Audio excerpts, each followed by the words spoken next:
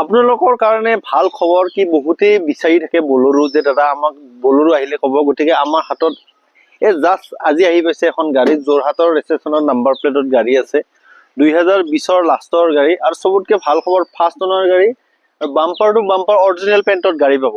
মই গাড়ীখনৰ আগতে আপোনালোকক ইঞ্জিনটো এবাৰ দেখাই লওঁ। ইঞ্জিনটো খুব ধুনীয়া হৈ আছে।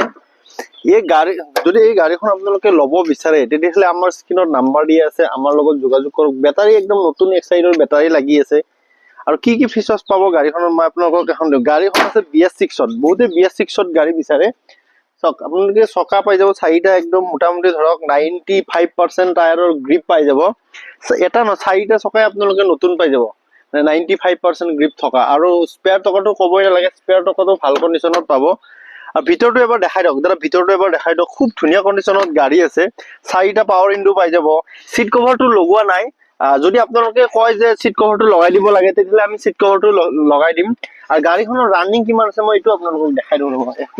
মই আপোনালোকক দেখাই আছো গাড়ীখনৰ ৰানিং। এটা কেমেৰাটো ইফালে দেখাই দিয়ক এবাৰ। গাড়ীখন ৰানিং হৈছে 88,348 কিলোমিটাৰ। এটা মহেন্দ্ৰৰ গাড়ী জানে, 1 লাখ 2 লাখ কিলোমিটাৰ চলিলেও কোনো প্ৰব্লেম নাই। 88টো একদম সাধাৰণ জেনুইন, এইটো কোনো মিটাৰ টেম্পাৰিং বা কোনো এনেকুৱা নহয়। যি আছে একদম অৰিজিনেলত আছে।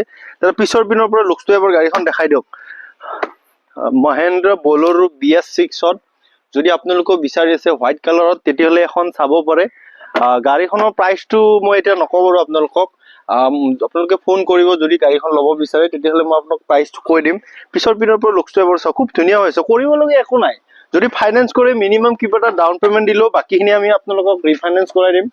1-1.5 লাখ টকা যদি চিভিল প্ৰফাইল ভাল আছে তেতিয়াহ'লে 1-1.5 লাখ টকা ডাউন পেমেণ্ট দিলেও আপোনালোকে গাড়ীখন লৈ যাব পাৰিব। আৰু যদি ভাবে ঘৰত গাড়ী আছে এক্সচেঞ্জ কৰি ল'ব বিচাৰে, তেনেকৈ আমাৰ পৰা এখন গাড়ী আপোনালোকে ল'ব পাৰিব। স্ক্ৰীনত নাম্বাৰ দিয়া আছে, আমাৰ লগত আপোনালোকে যোগাযোগ কৰক।